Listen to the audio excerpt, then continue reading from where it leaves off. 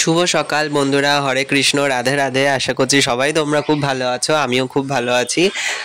তো আজকে হচ্ছে কি শুক্রবার, যেদিনকে আর কি কালীঘাট মন্দিরে আমি এসছি।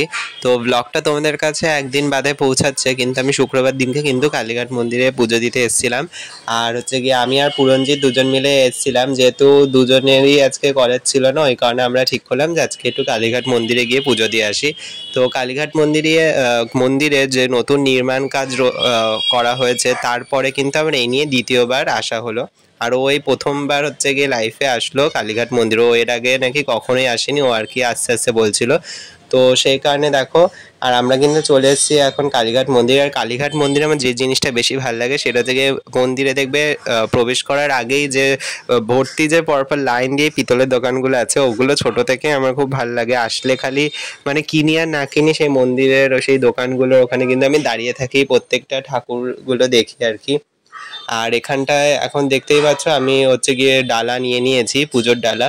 তো এখানে কিন্তু আমি সবার আগে একটা কথা বলে দিই তোমাদেরকে, যেটা যারা ভাবছো মানে ফার্স্ট টাইম যাদের আর কি কালীঘাট মন্দিরে পুজো দিতে আসছো, তাদেরকে বলবো যে কখনো মানে না এরকম পুরোহিতদের হাতে পড়বে না। কেন বলো তো, অনেকে আছে এরকম তোমাকে বলবে 51 টাকা দিলে পুজো দিয়ে দেবো, 101 টাকা দিয়ে দিলে পুজো দেবো, কেউ 501 টাকাও চাইছে, লোক বুঝে কিন্তু তারা সেরকম টাকা চাইবে। তো তোমরা হচ্ছে গিয়ে দরকার পড়লে একটু না হয় কষ্ট করে 15-20 মিনিট দাঁড়িয়ে তোমরা লাইনে দাঁড়িও।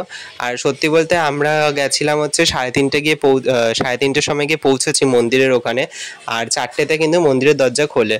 তো এবার দেখতেই পাচ্ছ সেরকম কিন্তু খুব বেশি যে মনে হয়নি যে লাইনে দাঁড়িয়েছি, কারণ লাইনটা অল্পই ছিল। তোমরা চেষ্টা করবে মঙ্গলবার আর শনিবারটা বাদ দিয়ে, আর বিশেষ করে অকেশনের দিনগুলো বাদ দিয়ে পুজো দিতে যাওয়ার, যারা আর কি কম লাইনে মানে পুজো দিতে চাইছো ফাঁকায়, তো সেরকম।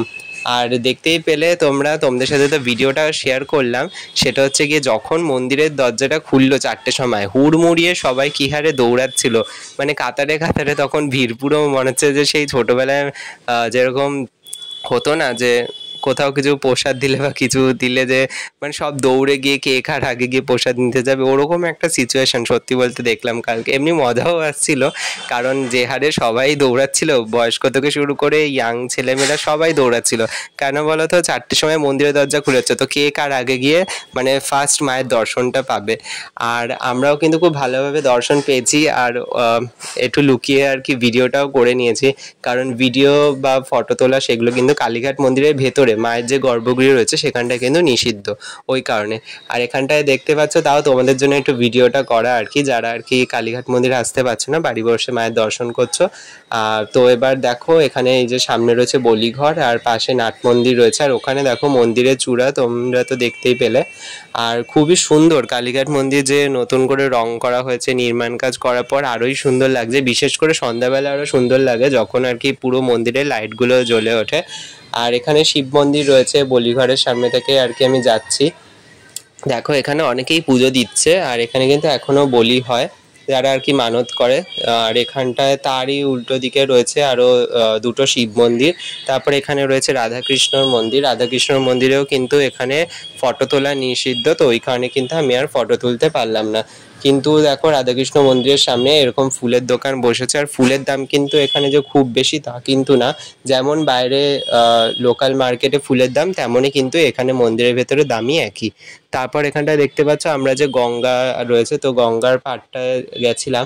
আর গঙ্গার ওখানে গিয়ে দেখি পুরো জল কিন্তু কমে গেছে আগের তুলনায় এখন জল সত্যি কমে গেছে। আর তার পাশে রয়েছে দেখো দুটো মন্দির, জগন্নাথ বলরাম এই বিগ্রহগুলো রাখা রয়েছে। তো এই আর কি সন্ধ্যাবেলাতে আবার বাড়ি ফেরার পথে তোমাদেরকে আর কি শেয়ার করলাম কেমন লাগে সন্ধ্যাবেলায় কালীঘাট মন্দিরটা দেখতে বাইরে থেকে। তো আজকে পুজোটা ভালোভাবেই দিতে পেরেছি। আর হচ্ছে গিয়ে আজকের ব্লগটা কেমন লেগেছে তোমরা কিন্তু অবশ্যই জানিও। সবাই ভালো থেকো, সুস্থ থেকো।